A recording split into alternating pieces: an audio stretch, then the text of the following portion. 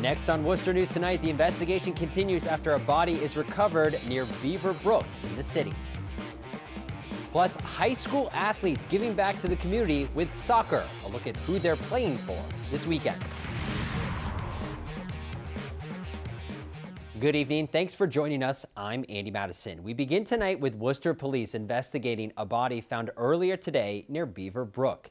Investigators were on scene throughout the morning collecting evidence. It's still unclear how the body ended up there. Police say at this time it does not appear to be suspicious. The body was found down an embankment just off of Beaver Road. Police have not identified the body yet. Former Framingham man will spend the next 2 decades in prison after being sentenced for several rape charges. 37-year-old Marcel Mota pleaded guilty in 4 aggravated rape cases from back in 2003 in Westboro. According to the district attorney's office, the victims in these cases were awoken in the middle of the night by an armed attacker. Authorities say DNA evidence eventually led them to Mota, who was in custody in New Jersey at the time. Mota will also serve time for rape aggravated by armed burglary. Worcester taking steps to put a master plan in place for its dog parks now that the ordinance has changed. Tonight, city leaders chatted about dogs, the new dog ordinance, and dog parks at a public meeting. For years, the city has worked on legislation to allow leashed dogs in public parks. This week, it became reality when the city council passed a new ordinance. They're still working on official rules for the parks and establishing designated bark parks in Worcester. Fall sports underway across central Massachusetts, and this weekend, one local soccer team will take the field playing for a good cause. Our Catherine Andrioli caught up with the Doherty High School girls soccer team and tells us what their goal is for Sunday's event. Hannah Foster says she wanted to make an impact on the community while playing the game she loves. And with the help of her teammates, she came up with the idea of soccer for Sherry's house. And I've played soccer all my life, so when I've always wanted to do something like this, so I said, why not combine 2 things that I admire the most? Students at Doherty High School organized a soccer tournament to raise money for Sherry's House in Worcester. The nonprofit provides free lodging and services for childhood cancer patients and their families. We have raised a lot of money for them, and hopefully the amount that we can raise, and we have raised so far, will be even more through the silent auctions and raffles that we're doing. 23 teams have already signed up for the event, with students saying they're overwhelmed by the amount of support they've received. It's nice to see your peers come and support you. So just to see kids that you go to school with and you're not necessarily friends with or close to, just to see them come and the fact that they're here. The soccer tournament is the first of its kind and will include an auction and raffle. Students say they hope the tournament will become an annual event and hope to pass the tradition on to younger students. I'll be here for another year. I'm a junior, so I can carry this on. We have some sophomores, so they'll be here for a couple more years. So hopefully we keep it in the friend group. The event kicks off Sunday morning at 10 right here at Foley Stadium in Worcester. All of the proceeds from the event will go directly to Sherry's House. In Worcester, Catherine Andrioli, Worcester News Tonight. Worcester Police honoring officers for their dedication and service to the community. Today, the police department held an award ceremony, and as our Rosalind Flaherty shows us, they also recognized someone who helped an officer in trouble. Calling his actions courageous, Worcester Police say Robert Medina rushed to help in a dangerous situation. Last month, the security guard stepped in after he saw a man attacking a Worcester police officer. I knew there was something wrong, so my job is to investigate. Medina was posted at Aldi's Mini Mart on Lincoln Street and saw a man fighting with an officer. Medina says he went outside to check out the scene. The person calmly started speaking to me and then just all of a sudden agitated himself. He pushed me and then ran away and then charged the police officer. Police say Jones Apia, seen here in his arraignment, was throwing punches and gouging the officer's eye. Medina assisted the officer who was struggling on the ground. I thank God it didn't escalate to the extent where nobody actually got truly injured. Chief Stephen Sargent presented Medina the Citizen Chief of Police citation Thursday with a room full of police officers. Sargent says they want to recognize those who help the Worcester Police Department. It's great for our community to have somebody who is not but is in law enforcement, but not part of our policing, to come up and help, because, you know, it could have went bad for our officer. The award was part of a larger ceremony recognizing officers who have distinguished themselves through their service.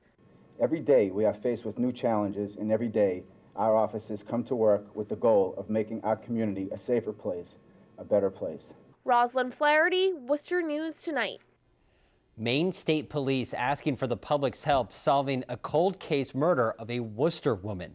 40-year-old Wendy Morello was reported missing back on September 13, 2004, and her body was found the same day in a trash can in York, Maine. Officials believe Morello was killed somewhere else before her body was moved to Maine. Authorities are also investigating if her death is linked to several other similar cases in Massachusetts that happened around the same time. Anyone with any information is asked to contact the state police in Maine. A Northbridge woman charged in a fatal drunk driving accident has pleaded not guilty to multiple charges, including motor vehicle homicide. Rebecca Brooks is accused of hitting 70-year-old Theophilus Raptis with her car while she was on Shrewsbury Street in March. Raptis was killed in the accident. Authorities said Brooks had a blood alcohol content level of 0.23 at the time. She has been ordered not to drive and remain alcohol-free. Recent unemployment numbers show a mixed bag for the state's job market.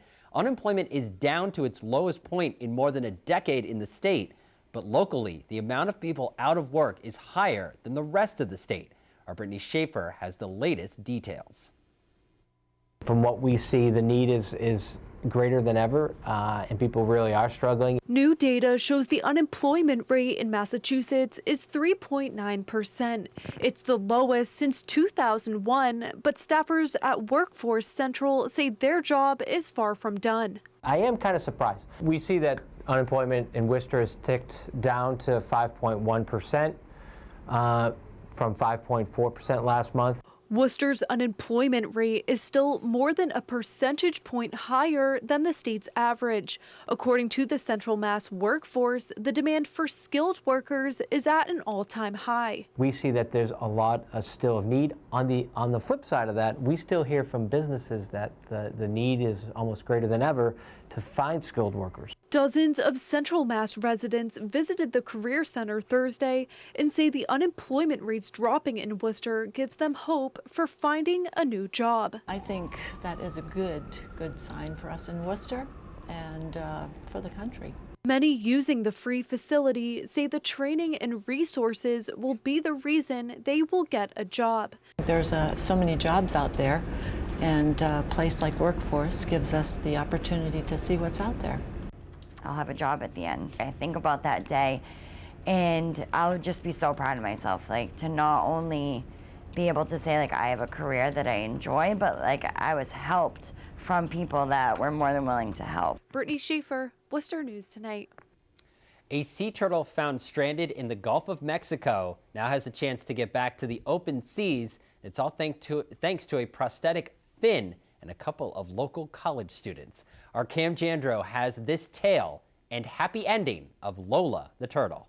With the help of 3 college students, one sea turtle's decade-long struggle comes to an end. It's actually kind of sad to watch because these turtles out in the ocean swim freely and they have the ability to move so gracefully. She didn't. Lola is a Kemp's Ridley sea turtle who lost one of her flippers back in 2002. As part of their major qualifying project, WPI students Eok Wong, Samantha Varela, and Vivian Liang partnered with the Key West Aquarium to create a lifelike flipper for Lola. Greg Gerwin is a curator at the Key West Aquarium and says these students changed Lola's life. With this prosthetic flipper that's going to be pretty much fitted on her stub, may just give her that ability to swim straight, be able to swim more comfortably. The prosthetic flipper is the first of its kind in the world and was created by a 3D printer. Dr. Doug Mader is a veterinarian at the aquarium and says the new limb will benefit Lola and turtles alike. Not uncommon to see animals come in with 2 flippers missing, and unfortunately those animals are euthanized.